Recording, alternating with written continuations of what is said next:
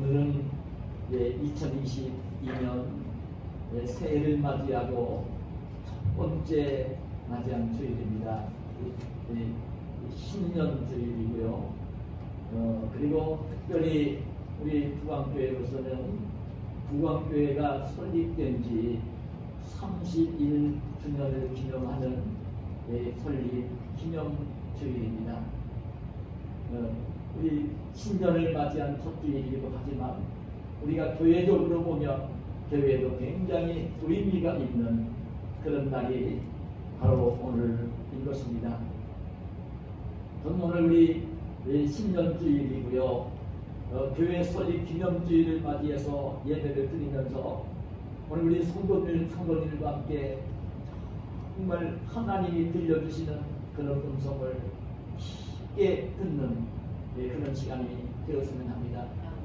제가 사실 지난 한 주간 동안 교회 설립 기념주일을 맞이하게 되어지면서 우리 교회를 어떤 가운데 제가 어떤 마음을 가지고 어떤 자세로 기도를 하며 교회를 주님의 명령을 순종하며 세웠었는지, 그리고 이제 어떤 상황 속에 우리 교회가 지금까지 이렇게 진행되어 왔는지 그 여정을 그냥 되새기며 그런 가운데 오늘 재개발 지역을 들어서 교회당을 또다시 이전해야 되는 이런 상황을 맞이한 이때에 정말 주님께서 우리 교회에 원하시는 뜻이 무엇인가, 그래 이 목사에게 주시는 하나님의 뜻이 무엇인가, 오늘 우리 성도들이 어떤 자세를 가지고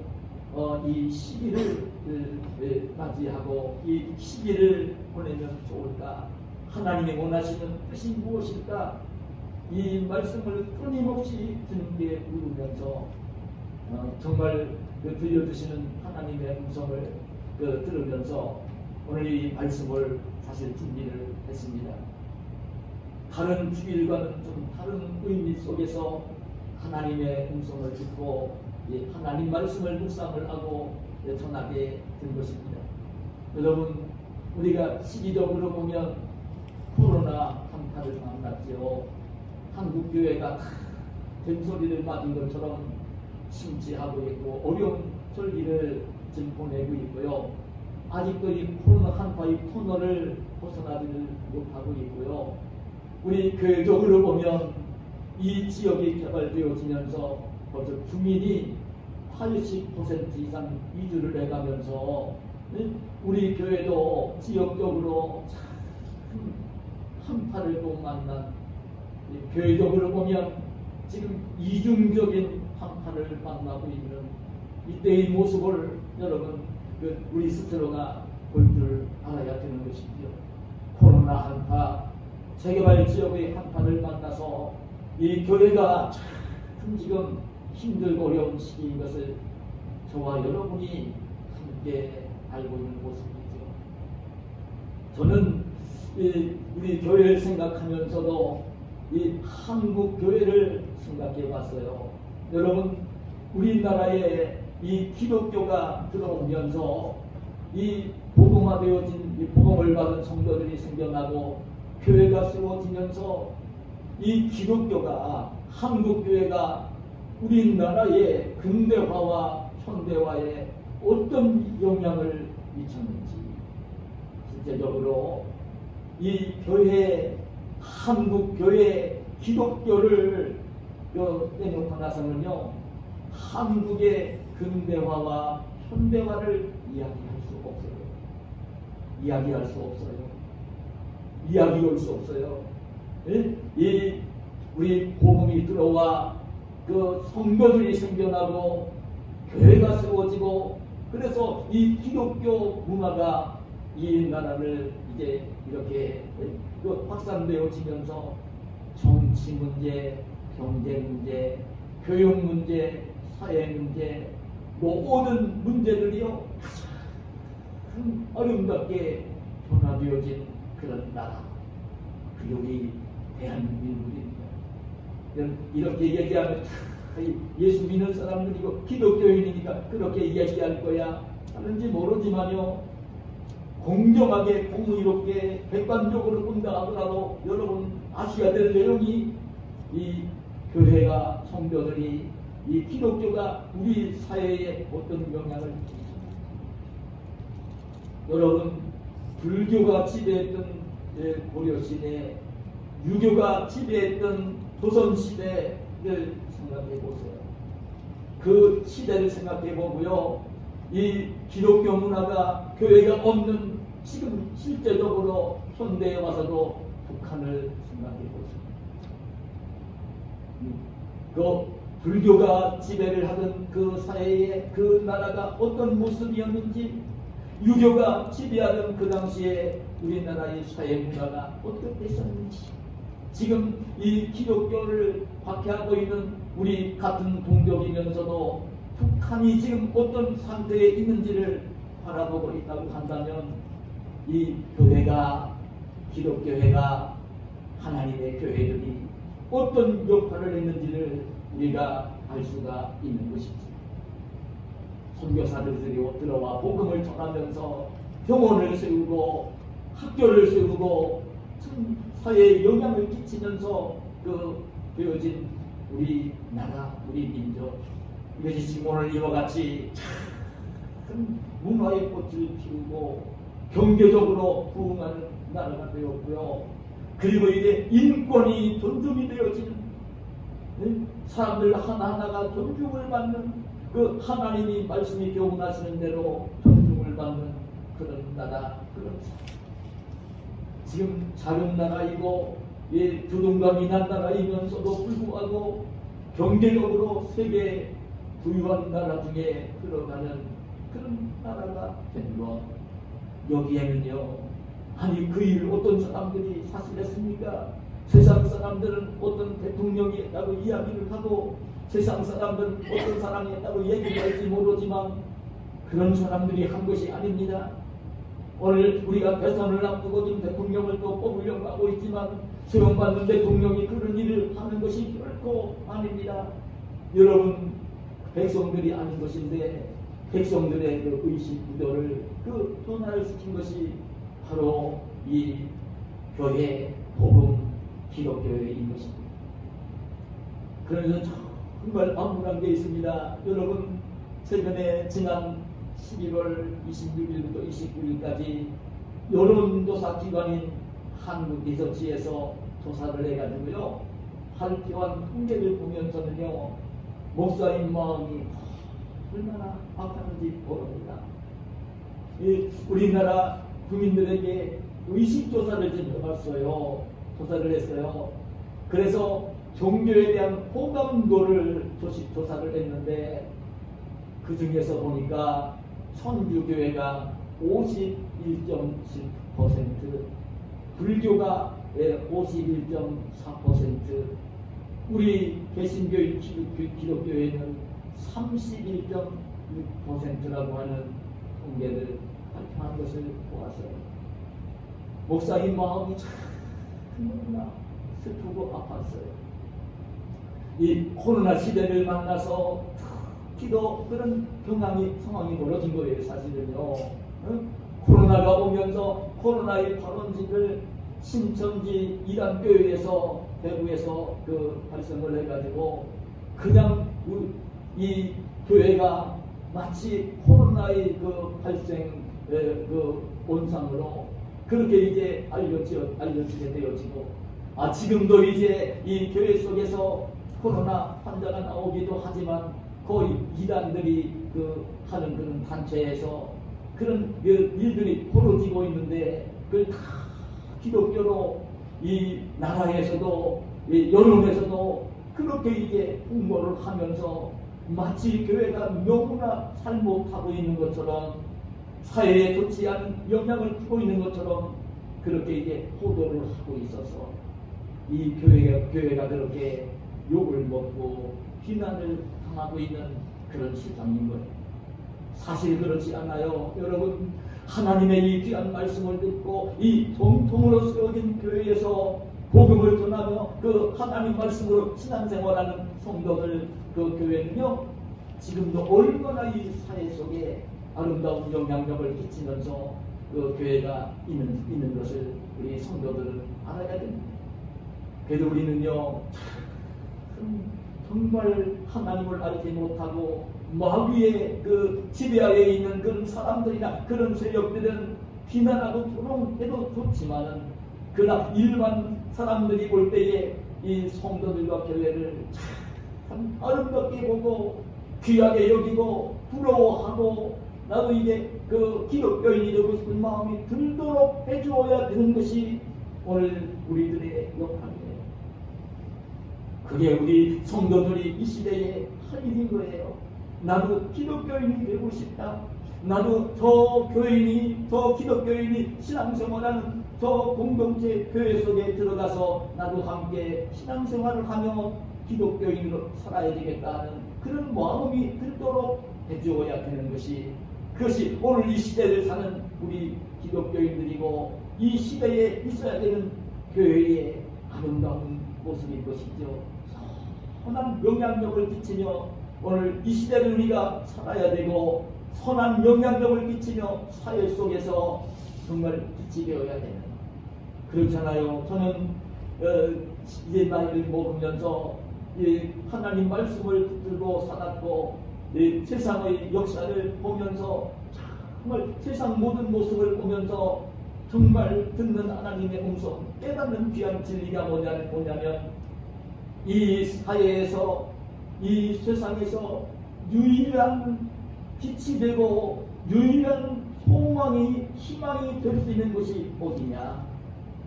여러분 이 세상 속에서 유일하게 빛이 되고 유일하게 소망이 될 수 있는 것이 어디냐. 어떤 공동체냐. 여러분 미안한 얘기지만 나라도 아니고요.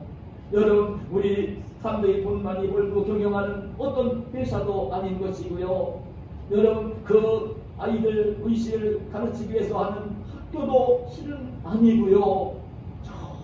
정말 그렇게 빛을 내야 되고 정말 그 희망이 되어져야 될 것은 교회 밖에는 없다는 것입니다. 교회는 죽은 영혼을 살리는 것이고 죽은 영혼을 살린 그 죽은 영혼이 살아난 사람들이 모여 있는 것이 공동체가 교회인 것이고 죽어있는 영혼을 살린 사람들이 모여서 다른 사람들을 죽은 영혼을 살려야 하는 역할을 해야 되는 것이 교회의 공동체이고 그렇기 때문에 정말 그렇게 하기 위해서는 정말 죽은 영혼이 살아난 사람이면 죽은 영혼이 살아난 사람답게 정말 이 세상에서 빛이 되어 생활을 해야 되는 그런 것이 성도이고 그런 공동체가 바로 교회인 것이지.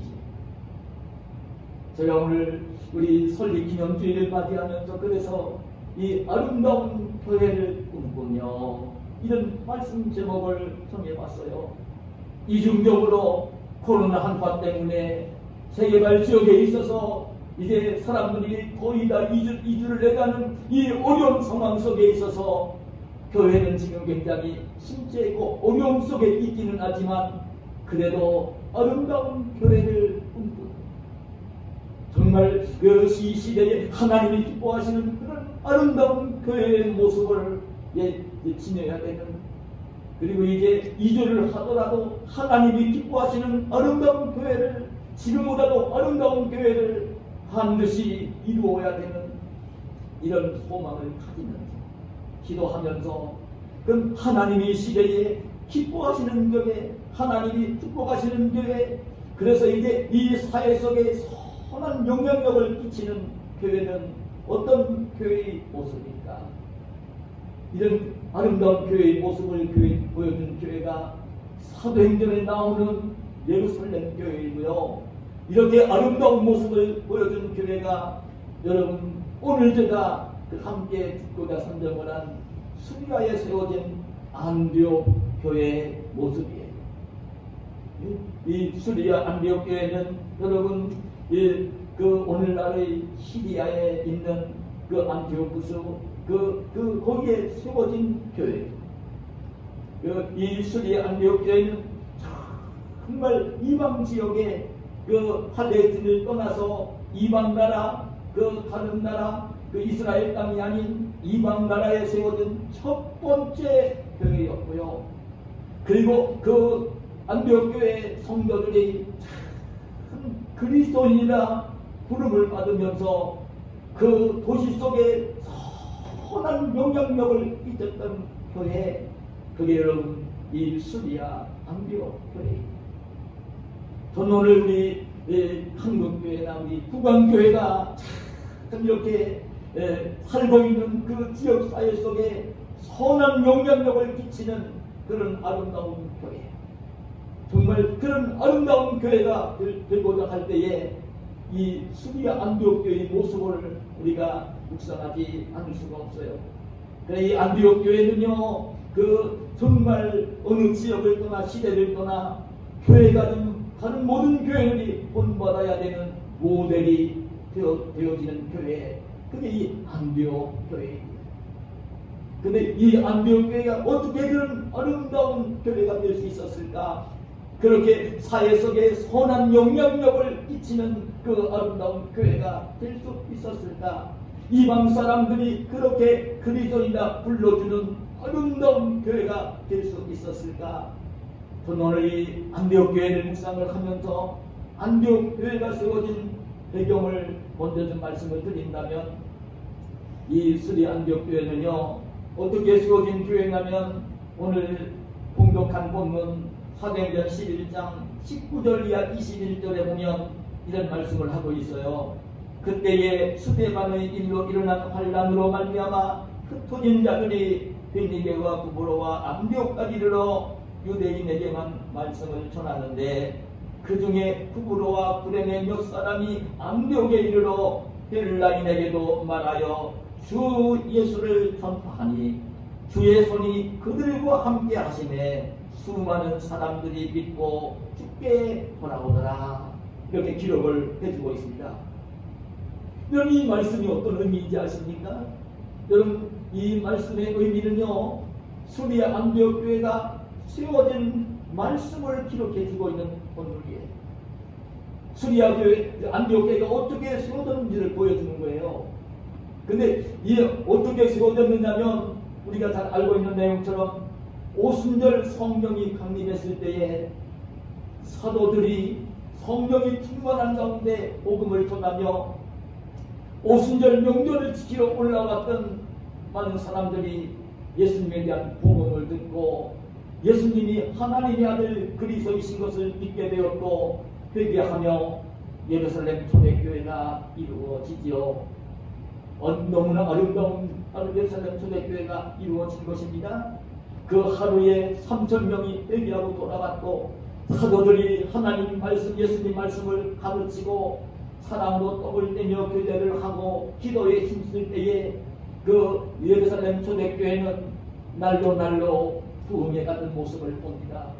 사도들이 가르친 그대로, 교육을 받은 그대로 정말 성도들이 사랑으로 아름답게 섬기는 그런 모습, 그리고 이제 정말 성도들 가운데 부유한 사람은 자기 재산을 가지고 와서 이제 교회가 헌금을 해서 가난한 성도들을 돕기도 하고, 성도들이 서로 사랑으로 교제를 나누며 물건을 서로 공용하기도 하고, 정말 친형제들보다 더 아름답게 교제를 나누며 살고 있는 그런 교회의 모습이 되었던 것을 알 수 있잖아요. 그러니까 교회가 부흥을 하는데 근데 문제가 생겼잖아요. 바로 그 당시에 예루살렘 교회가 그렇게 부흥을 하니까 얼마 전 예수님을 십자가에 못 박아 죽였던 그 세상의 권력자들, 통치자들, 대제사장, 장로들, 서기관들, 오늘날로 말하면 대통령이나 장관이나 권력을 가진 자들이요, 얼마나 그게 미웠겠어요.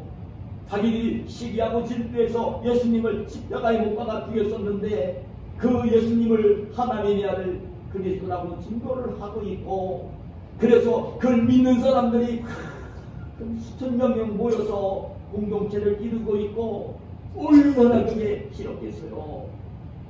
아직도 그들이 권력을 가지고 있는데요. 예? 교회가 생겨났지만 아직도 그들이 더 큰 권력을 가지고 있는데요. 세상적인 권력을 가지고 있는데요. 그때 여러분 초대교회 유명한 스테반 집사님이 복음을 전하다가 그들에게 붙들려가서 그들 따르는 무리에 의해서 붙들려나가 돌을 맞아 순교를 당하는 비참한 일이 벌어지죠. 그러고 난 뒤에는요, 점점 교회에 박해가 임한 거예요. 세상의 통치자들로 말미암아 함께 거의 모일 수가 없는 박해가 일어난 거예요. 교회에 함께 모여서 예배드리고 함께 찬송하고 함께 모이는 것이 어려워진 상황이 벌어져서 예루살렘 교회에 모였던 성도들이 이제 할 수 없이 흩어지게 된 거예요. 좋은 일로 간 건 아니에요. 하나님이 강제로 흩으신 거예요. 근데 눈물겹게도 오늘 본문을 보니까 그때 교회에 박해가 일어나서 사기들이 이제 예루살렘 교회에 있지를 못해서 쫓겨나서 이제 할 수 없이 살기 위해서 이제 이사를 하게 되었는데, 그런 가운데 오늘 보니까 부르러 주신, 불행해 주신 성도들 몇 명이 수리아 안디옥에 가게 되는 거예요. 거기에 가서 자기들은 이제 박해를 당해서 그 고난을 피해서 지금 이제 평안하게 살기 위해서 그 예루살렘 교회를 떠나서 멀리 이방 지역 그 수리아 안디옥 국경을 넘어 안디옥까지 왔어요. 근데 거기도 보면 이 부부로 출신, 불행해 출신 하는 거 보면요, 예루살렘 출신은 아니에요. 이들은 유대인들이었을 것으로 여겨지기는 해요. 그럼에도 불구하고 이들은 부부로는 오늘날의 키프로스를 가리키는 섬을 가리키는 나라고요. 키프로스 나라를 가리키고요. 부덴에는 아프리카 쪽 그 해안가에 있는 곳이에요. 멀리부터 오순절을 지키러 올라왔다가 사도들이 들려주는 복음을 듣고 예수님이 그리스도인이 믿어져가지고 그 그리스도가 십자가에 못 박혀 죽으셨고 다시 부활을 하셨고 성령으로 오셨고 참 기뻐하면서 이제 예수님 믿으면 구원받는 것을 확신하게 되었고, 그 기쁨과 감격이 마음속에 담겨있고 그 마음을 가지고 신앙생활하고 있다가 박해가 임해서 이제 할 수 없이 예루살렘을 떠나기는 했는데 안디옥으로 이사를 한 이 성도들, 만나는 사람들에게, 유대인들에게도 전했지만 그 헬라인들에게, 유대인이 아닌 이방인들에게도 예수님이 하나님의 아들이시라고, 예수님이 구주시라고, 우리를 구원하시러 이 땅에 오셨고 우리에게 천국에 대한 말씀을 들려주셨고 우리의 죄값을 지불하시며 십자가에 달려 죽어주셨고 죽은 지 사흘 만에 부활을 하셨고 승천에 올라가셨고 그분이 성령으로 우리를 찾아오셨고 세상 마지막 날 육신을 부활하신 그 모습으로 승천하신 모습으로 오실 것이라는, 예수님을 믿어야 그 죄를 용서받고 구원을 받고 하나님의 자녀가 되고 천국에 간다는 이 복음을, 예수님에 대해서 복음을 전합니다. 여러분, 이 안디옥 교회는요, 오늘날 되게 교회를 개척할 때는 신학을 공부한 전도사나 목사들이 복음을 전하면서 교회를 세우는 것을 볼 수 있잖아요. 근데 특이한 점은 이 안디옥 교회는 목사나 전도사, 오늘날은 목사나 전도사가 세운 교회가 아니에요. 이 교회는 참 복음을 듣고 정말 그리스도가 믿어져서 자기 죄를 용서받은 기쁨과 감격을 지니고 있고 구원받은 감격을 마음속에 가득히 담고 있고, 그래 그냥 가만히 있을 수가 없어서 누구를 만나든지 예수님이 그리스도라고 복음을 전하고, 누구를 만나든지 즐겁게 그 복음을 전하다가 욕을 먹기도 하고 미움을 받기도 하면서도, 미움받고 욕을 먹으면서도 그거에 굴하지 아니하고 복음을 전하면서 세워진 교회. 여러분, 안디옥 교회, 이 교회가 안디옥 교회예요. 아름답게 세워진 안디옥 교회.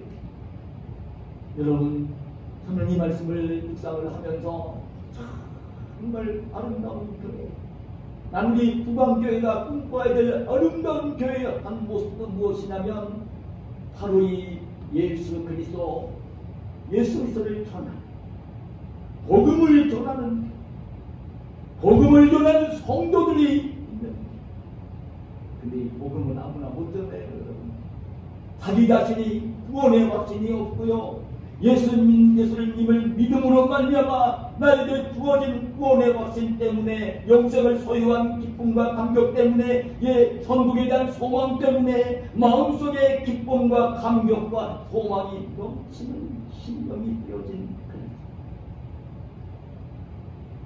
다른 무엇과 비교할 수 없는, 자기가 지금 구원받은 기쁨과 감격에 들려 살고 있는 그 심령이 되어질 때에, 그때에 복음을 전하시고, 이 복음을 전하는 성도들이 있는, 늘 누구를 만나든지 자신있게 자기가 받은 기쁨과 감격을 혼자만 누릴 수 없어서 누군가에게 나누어 주고 싶어서 그 복음을 전하는 성도들이 있는,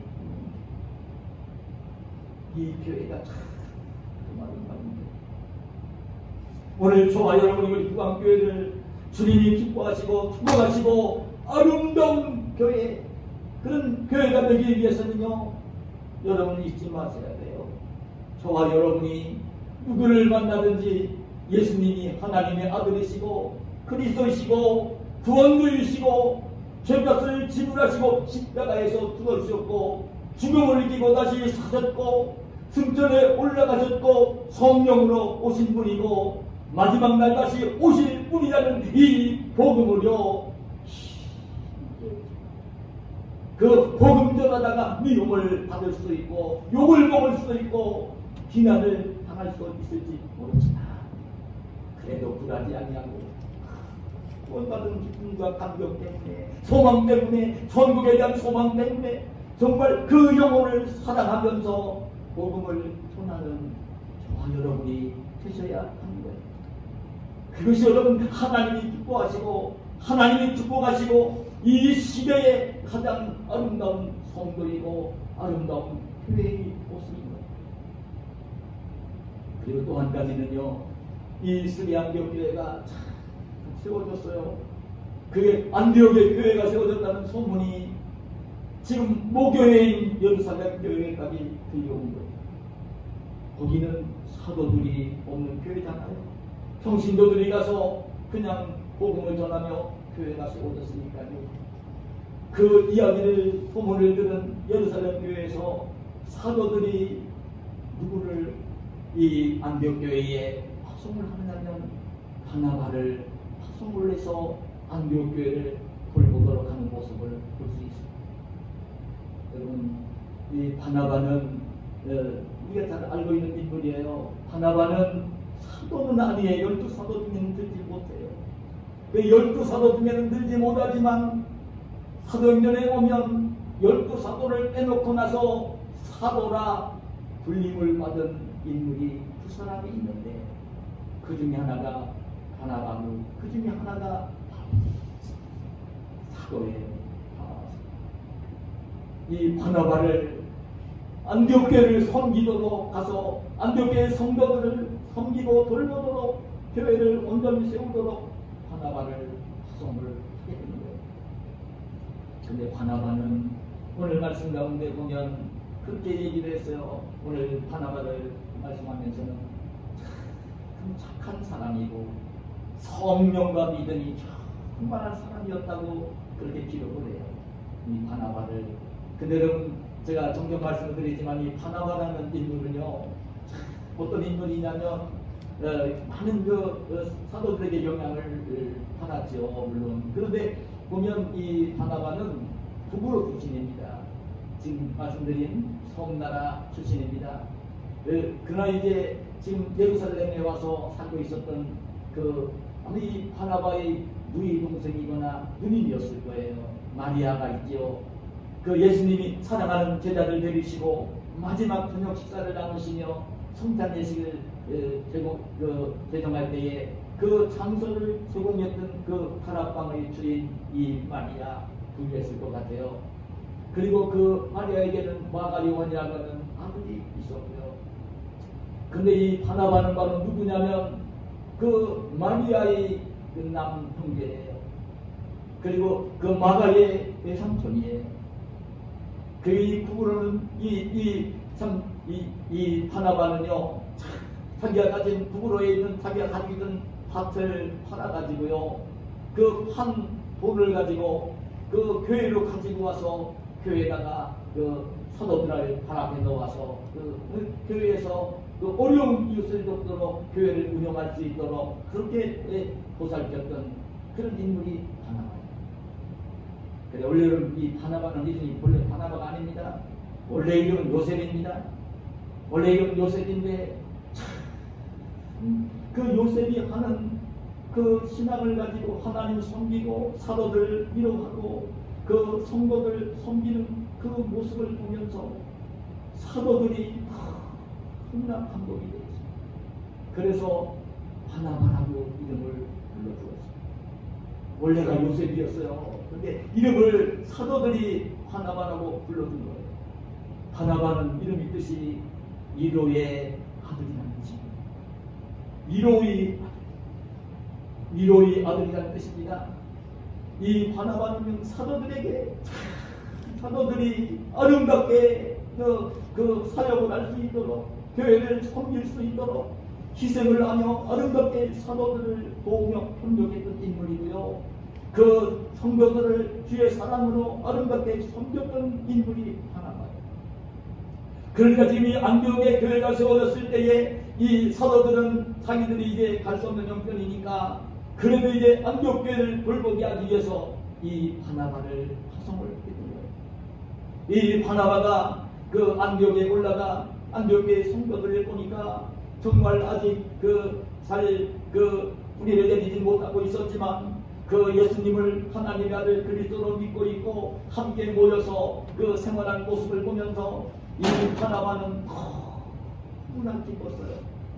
그래서 그들에게 이제 바나바는 이제 예수님에 대해서 하나님에 대해서 정말 우리 예수님 어떻게 살아야 되는지를 이제 모여온 그 성도들에게 하나님 말씀을 가르쳤어요. 그래 하나님 말씀에 굳게 서 있으라고, 예수님께 굳게 붙어 있으라고, 혼고히 서 있으라고 권면을 해요. 그러니까 이제 그 안디옥 교회 성도들이 몰려와서 교회가 성장을 하게 되었어요. 교회가 성장을 하다 보니까 이 바나바는 혼자서 그 사역을 감당할 수가 없었어요. 그래서 이제 담에색 도상에서 부활하신 예수님 만나고 회심을 하고 자기 고향인 길리기아 닥소리에 가 있던 이 바울을 찾아가서, 그 당시는 사울이었죠. 그 바울을 찾아가서 지금 안디옥 교회가 이렇게 세워졌고 안디옥 교회가 부흥을 하고 있고 내가 지금 사역자로 지도자로 섬기고 있지만 나 혼자 감당할 수 없으니까 당신도 함께 가서 나와 함께 교회를 섬기자고 권면을 하면서 바울을 안디옥 교회로 데리고 오는 거예요. 그 바나바와 바울이 함께 안디옥 교회를 말씀을 가르치고 예배를 인도하고 기도를 가르치고 성도들 사랑의 교제를 가르치고 복음 전하는 일을 가르치면서 하나님의 교회를 섬기게 되었습니다. 그랬더니 그 밑에서 이제 또 신실한 일꾼들이 살아났어요. 여러분 사도행전 13장 1절에 보면 그런 일꾼들이 자라난 모습을 봅니다. 안디옥 교회에 선지자들과 교사들이 있으니 곧 바나바와 니게를 아는 시몬과 구레네 사람 루기오와 분봉왕 헤롯의 젖동생 마나엔과 및 바울이라 기록을 해주고 있습니다. 이 바나바와 바울이 하나님 말씀을 가르치고 사도들이니까 지도를 할 때에 그 밑에서 이제 정말 주님을 위해 헌신하는 훌륭한 교사들이, 여기 보니까 시몬, 루기오, 마나엘이라고 하는 훌륭한 일꾼들이 다시 세워진 모습을 보여줍니다. 근데도 이 말씀을 묵상을 하면서 아름다운 모습을 보았어요.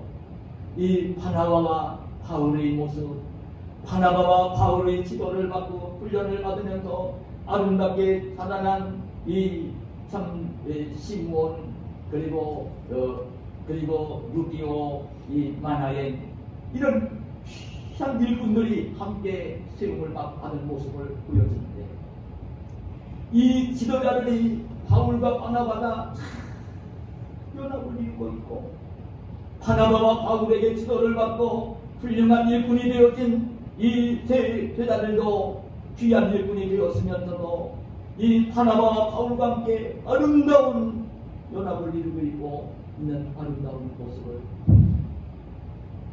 앞에서 교회를 이끌고 섬기는 이 바나바와 바울, 그들을 영역하면서 성도들을 섬기고 있는 이 세 명의 교사들이요, 아름답게 연합을 이루고 한 마음이 되어 조화를 이루고 교회를 섬기는 아름다운 모습을 보여주고 있습니다. 이 모습이 교회가 참 아름다운 모습이죠. 하나님의 교회가 화목한 가운데, 평안한 가운데 아름답게 부흥하는 그런 모습이 되어지고 있는 것을 보여줍니다. 여러분, 하나님의 교회가 아름다운 교회가 되기 위해서는요, 정말 교회에서 앞장서서 일하는 일꾼들이, 지도자들이 마음이 다르지 말고 하나로 아름답게 연합이 되어지는 그런 교회. 오늘 우리 교회는 그렇지 않으니까 지금 있는 우리 성도들이 큰 목사와 한 마음이 되어서 하나로 아름답게 연합을 이루는 교회. 내 생각을 가지고 내 뜻을 가지고 뭔가를 얘기를 하고 하려고 하는 그런 마음이 아니라, 내가 좋아하는 대로, 내가 하고 싶은 대로 뭔가를 하려고 하는 게 아니라, 하나님이 기뻐하시는 뜻이 뭔가, 하나님의 뜻을 알고 난 뒤에는, 하나님이 기뻐하시는 뜻을 알고 난 뒤에는 내가 가진 욕심을 가지고 있고 나를 위하고 싶은 마음이 있어서, 사람은 누구나 다 나를 위하고 싶고 내가 편하고 싶고 내가 잘 되고 싶고 그런 마음을 누구나 가지고 있지만, 내가 남들보다 뛰어나고 싶고 으뜸되고 싶고 내가 대접을 받고 싶고 내가 한 일들이 뭔가 드러나게 하고 싶고 이런 마음을 누구나 다 가지고 있지만, 이런 마음을 가지고 있는 게 아니라 마음을 키우고 겸손하게 다른 사람들과 잘 조화를 이루며 연합을 이루는 교회. 그래도 여러분, 저는 너무나 부족하지만 우리 하나님께서 저에게 북왕교회를 세우라고 하시고 북왕교회를 섬기도록 그 맡긴 책임자입니다. 이 목사가 목사와 성도들이 하나가 되어지고, 여기 바나바와 바울이 하나가 되어지고, 훈련받은 여기 그 시므온 마나엔 이제 마나엔과 루디오가 하나가 되어지고, 그러면서 이 훈련받은 이 시므온과 마나엔과 루디오가 바울과 바나바를 존경하고 신뢰하고 잘 따르는, 함께 정말 바나바와 바울이 가르치는 대로 생활하기를 힘쓰면서 바나바와 바울이 더 일을 잘할 수 있도록 협력해주는 이 아름다운 모습, 질서가 있는 모습, 이런 아름다운 모습이 되었던 교회가 여러분 이 안디옥 교회입니다. 저는 오늘 우리 교회가 정말 아름다운 교회를 꿈꾸며 목사와 우리 성도들이, 앞장서는 일꾼들이 정말 으뜸되기를 좋아하지 말고, 목사가 되어도 목사가 뭔가 대접을 받기를 원하지 말고, 여러분 교회 귀한 일꾼이 되어서도 뭔가 대접을 받으며 으뜸내려고 하지 말고, 여러분 하나님의 뜻이 무엇인가를 분별하면서 겸손하게 그 형제들과 아름다운 소화를 이루고 연합을 이루는 교회. 이 아름다운 교회의 모습, 이게 아름다운 교회의 모습입니다. 여러분, 교회가 문제가 되는 경우는요, 이 일꾼들이 문제가 될 때에 교회는 절대 부흥되지를 않아요. 일꾼들이 앞장서 일하는 일꾼들이 하나가 되지 못하고 연합을 이루지 못하면요, 부흥하는 교회가 없어요. 근데 안타까운 모습이지만 이런 교회의 모습은 오늘날만 있는 게 아니라 초대교회 당시에도 있었던 거예요. 사탄 마귀가 교회를 보려고요 방해를 놓기 때문에 그래요. 여러분, 요한 사도가 사도 요한이 그 서신서를 서신 편지를 쓰면서 요한3서 그 9절 10절에 뭐라고 말씀을 하냐면 내가 구호자를 교회에 썼으나 그들 중에 으뜸되기를 좋아하는 디오드레베 으뜸되기를 좋아하는 디오드레베가 우리를 맞아들이지 아니하니 그러므로 내가 가면 그 행한 일을 잊지 아니하리라. 그러면서 그가 디오드레베가 악한 말로 우리를 비방하고도 오히려 부족하여 형제들을 맞아들이지도 아니하고 맞아들이고자 하는 자를 금하여 교회에서 내쫓는다. 너무나 아픈 기사에 예수님이 참 사랑했던 제자 사도 요한 베드로와 함께 교회의 기둥이었던 사도 요한이 요한 3서를 쓰면서 이 아픈 기사를 기록했어요. 그 당시에도 이런 사람이 있었다고요.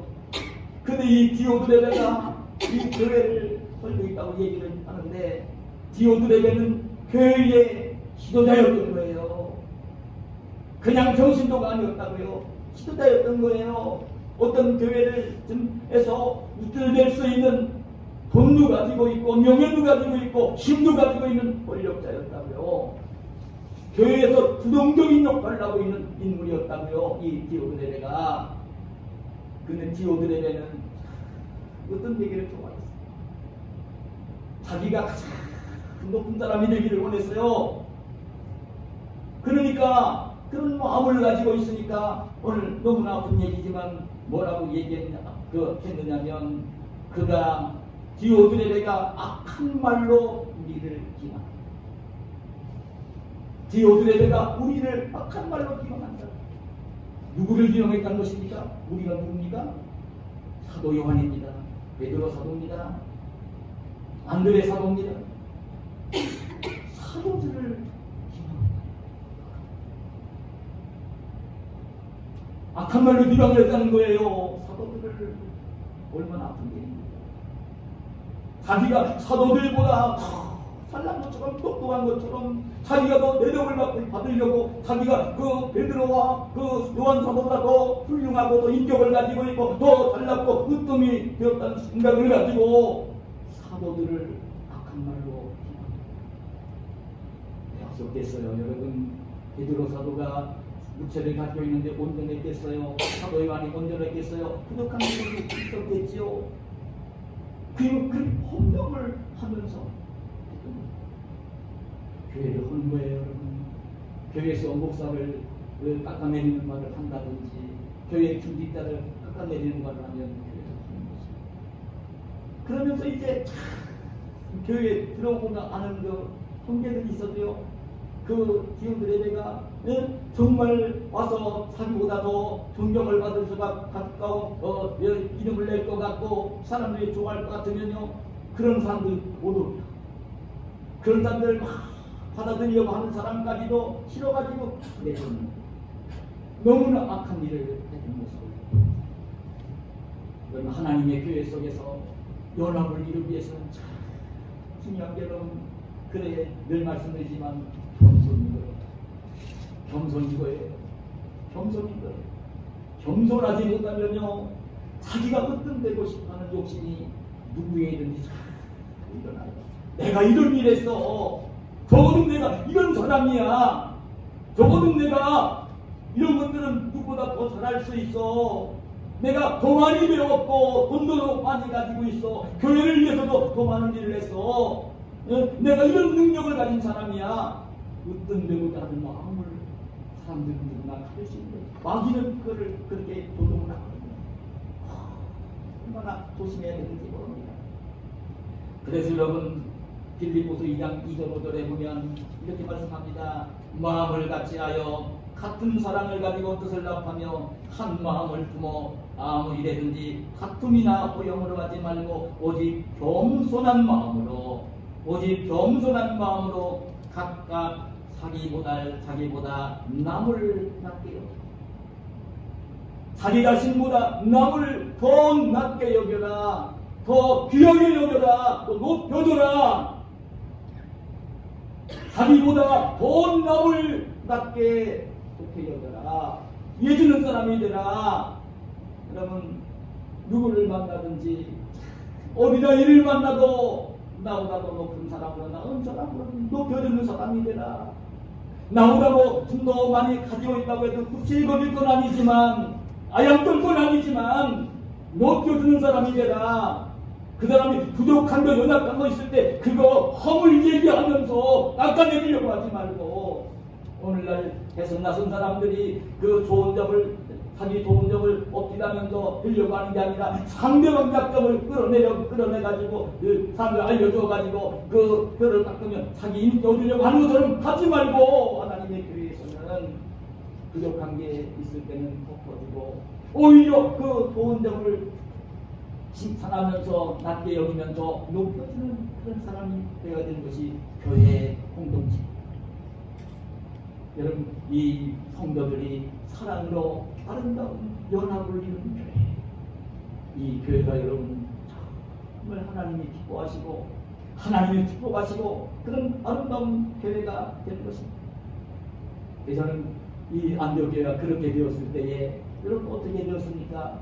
오늘 말씀 가운데 25절 26절에 보면 이렇게 말씀을 기록합니다. 바나바가 사울을 찾으러 다소에 가서 만남에 안디옥에 데리고 가서 둘이 교회에 1년간 모여있어 큰 무리를 가르쳤고 제자들이 안디옥에서 비로소 그리스도인이라 일컬음을 받게 되었더라.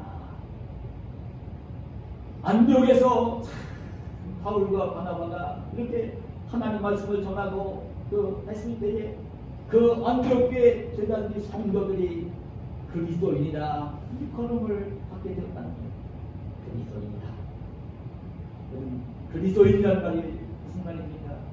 전제가 이 본문 것들이 크리스찬스라는 말인데 본문에 영어로 옮기면 크리스찬스, 사실 복수형으로 번역을 했어야 돼요. 그리스도인들이다. 제가 지금 이렇게 나올 줄 알아서 얘기를 해줬어요. 본문은 그리스도인 단수가 아니라 그리스도인들로 번역을 했어야 되는 그 단어예요. 그 안디옥교회 성도들이 그리스도인들이라고 불립니다. 근데 여러분, 이 그리스도인이 뭔지 아십니까?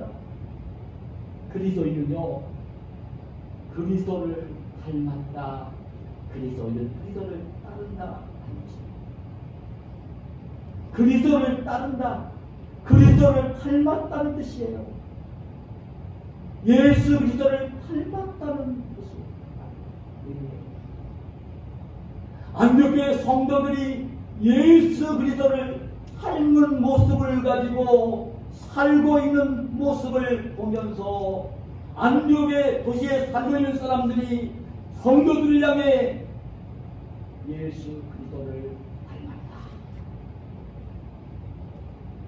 예수 그리스도를 따른다, 이렇게 불렀던 거예요. 교회에 있는 사람은 자기들끼리 좋아서 부른 이름이 아니라 오히려 교회 밖에 있는 사람들이 그리스도를 따른다고, 그 사람 정리는 그리스도를 따른다고, 그리스도를 닮았다고 불렀던 거예요.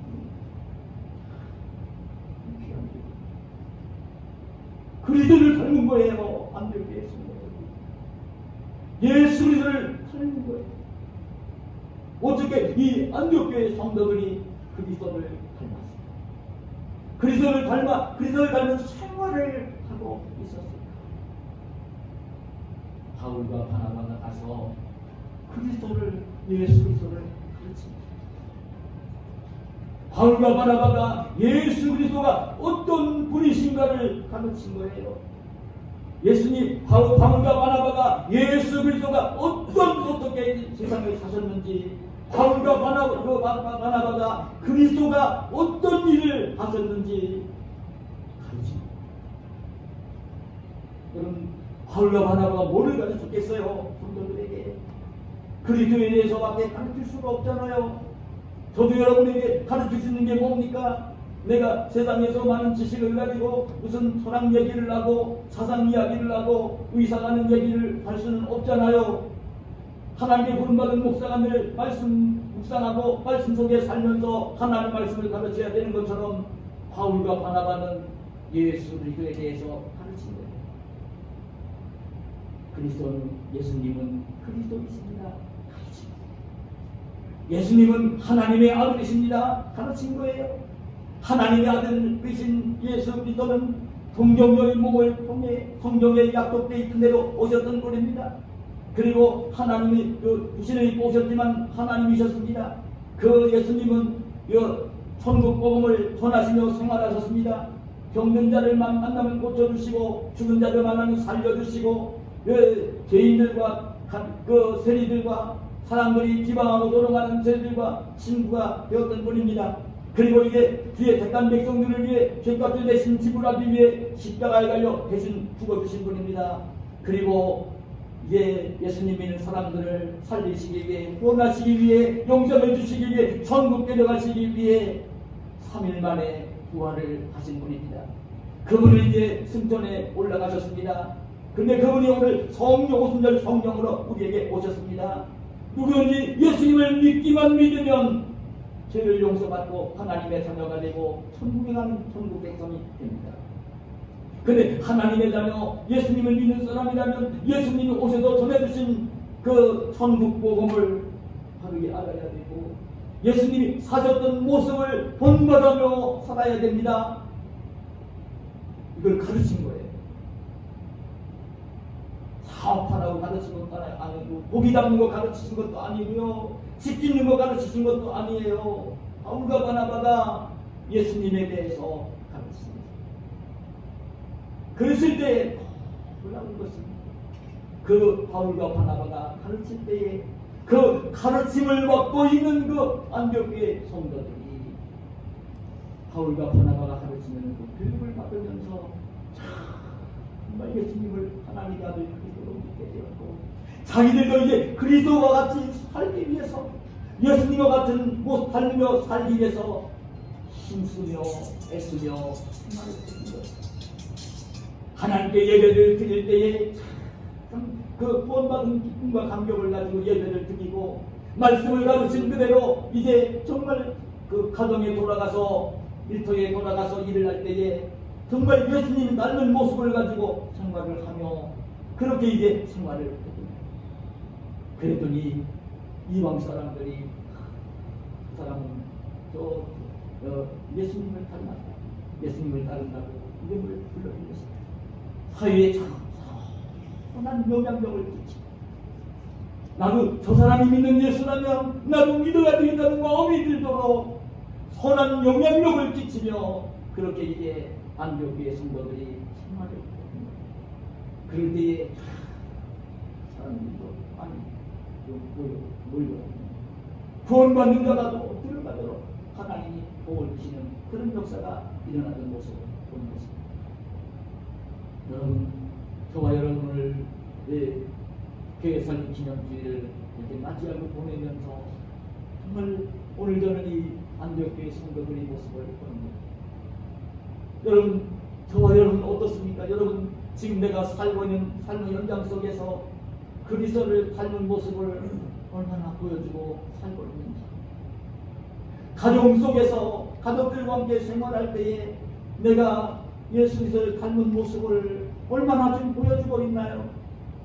내 아내에게, 내 남편에게, 내 아들, 딸들에게, 내 손자, 손녀들에게 내가 그리스도를 닮은 모습을 얼마나 보여주며 살고 있나요? 가정 속에서 여러분이 일하는 일터에서 만나는 직장 동료들 사이에서 살고 있는 마을 속에서 어쩌다 만나는 이웃들을 만남 속에서 알고 있는 친척과 친구들에게 내가 어떤 모습으로 살고 있는가?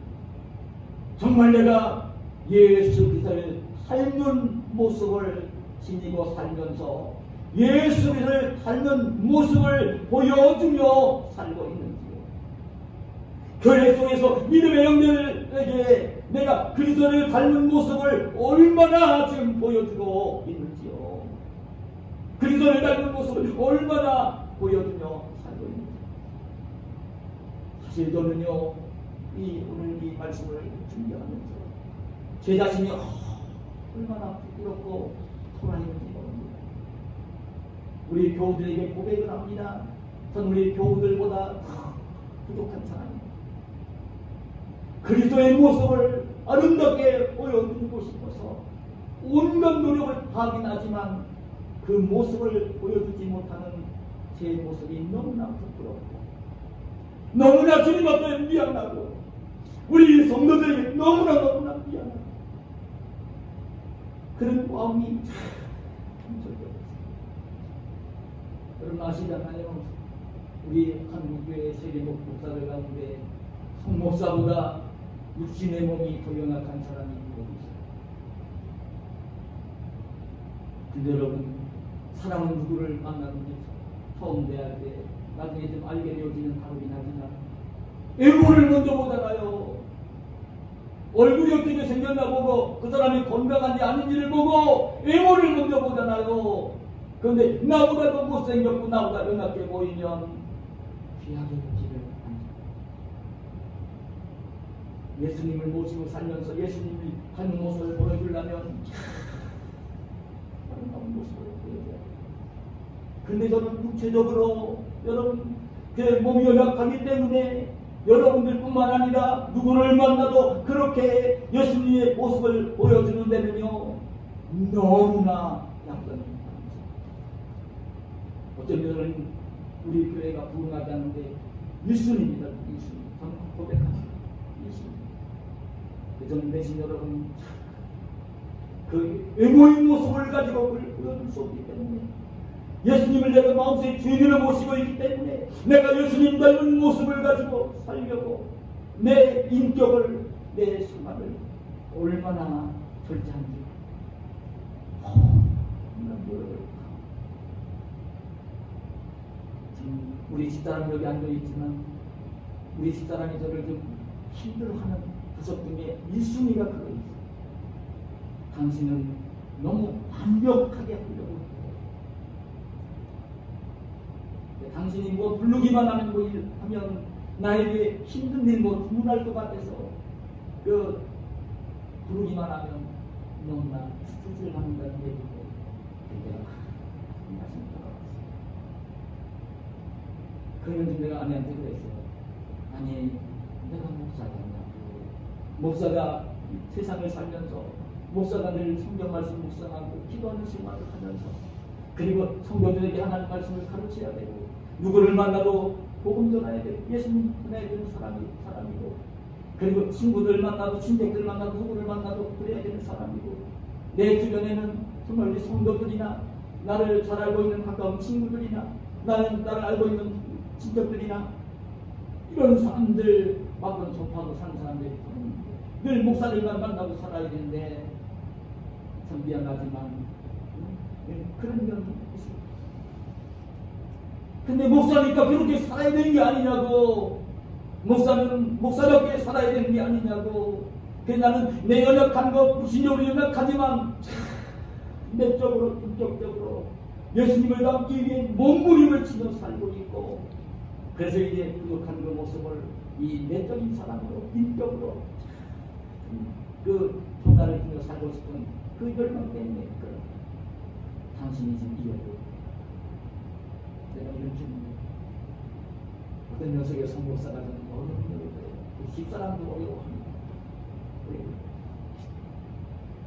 근데 여러분 우리 그리스도인은 여러분을 건강하십니다. 저보다 10배는 더 잘할 수 있어요. 10배는 100배 더 잘할 수 있다고요. 여러분 그거 아시는데요. 저보다 100배는 더 잘할 수 있어요. 여러분 예수님을 닮은 모습을 가지고 삽니다. 가정에서 예수님을 닮은 모습을 가지고 사는 거예요. 남편에게 그 모습을 보여주고 아내에게 그 모습을 보여주고 아들딸에게 그 모습을 보여주고 자녀들에게 그 모습을 보여주는 거예요. 나를 알고 있는 친척들, 나를 가까이 알고 있는 친구들까지도 저 예수 믿는 사람이라고 예수님 닮은 사람이라고 모습을 보여주는 거예요. 내 신분을 밝히지 않아도 어쩌다 알게 되어지면 저 사람은 예수님을 믿는 사람이고 예수님을 닮기 위해 애쓰는 사람이라는 모습을 보여주는 것입니다. 제가 이 말씀을 준비하면서 그런 마음이 들었어요. 정말 우리 그리스도인은 어떤 모습을 살고 있나가 이제 인생을 결정하는 건데 정말 내 모습이 어떤 모습인가를 잘 생각합니다. 그래 그 모습은요 예수님을 많이 닮았으면요 착할 수밖에 없어요. 예수님을 많이 닮았으면 겸손할 수밖에 없어요. 예수님을 많이 닮았으면 온유할 수밖에 없어요. 예수님을 많이 닮았으면 사랑의 사람이 될 수밖에 없어요. 예수님을 많이 닮았으면 희락 기쁨을 지닐 수밖에 없어요. 예수님을 많이 닮고 있으면 누구와 더불어도 화평할 수 있어요. 예수님을 닮고 있으면 여러분 그 예수님 닮고 있으면 정말 성령의 의견이 인격 속에 나타나기 바랍니다. 말씀을 맺겠습니다. 저는 오늘 우리 부강교회가 30일 주년을 맞이하고 이렇게 보냅니다. 우리 성도들이 나는 이 시대에도 수많은 교회가 있지만 그 교회들 가운데서도 저와 여러분이 주님이 기뻐하시고 축복하시는 가장 아름다운 교회를 이루어 섬겨드리기를 소원합니다. 아름다운 교회가 되어지도록 섬기기를 소원합니다. 그런 저와 여러분이 되시기를 축복합니다. 여러분 누가 어떻게 해달라고 누구를 보면서 할 것이 아니다. 오늘 들려주신 이 말씀을 기억을 하면서 예수님 믿고 구원받은 기쁨과 감격을 가지고 살면서 누구를 만나든지 사랑스럽게 예수 그리스도의 복음을 전하며 사시는 저와 여러분이 되시기를 바랍니다. 하나님의 교회 속에 올라가서 아니 사회 속에서도 내가 사장이 되어서도 내 사원을 더 높여줄 줄 알고 가장 교회 속에 어린 아이들도 높여줄 수 알 줄 아는 그래서 섬기면서 화목을 아름다운 연합을 이루는 저와 여러분이 되기를 소원합니다. 이런 하루아침에 될 수는 없을 것입니다. 날마다 정말 예수님을 닮기 위해서 애를 쓰면서 예수님을 닮은 모습을 더 아름답게 이 교회 속에서 가정 속에서 세상 속에서 보여주며 사시는 저와 여러분이 되시기를 예수님의 이름으로 축원합니다. 하나님 감사합니다. 오늘 우리를 사랑하셔서 이 시간 불러주시고 신년 주일 예배 교회 설립 기념일 감사 예배를 드리도록 허락해 주신 것을 감사합니다. 오늘 주의 몸된 교회가 우리 성도들이 정말 이 코로나19로 인해서 어두워진 이 세상 속에서 사회 속에서 그리고 정말 이 재개발 지역이나 교회 이전을 해야 되는 이 상황 속에서 우리 부강교회와 성도들이 주님이 기뻐하시는 아름다운 사람들로 정말 그 아름답게 신앙생활을 하며 아름답게 예수님을 닮으며 그 교회를 섬기며 가정을 섬기며 사회를 섬기는 아름다운 성도들 아름다운 교회가 되어지도록 하나님 축복하여 주시옵소서. 우리를 통하여 하나님 나라가 확장이 되고 하나님 영광이 높아지도록 역사하여 주시옵소서. 예수님의 이름으로 기도하옵나이다.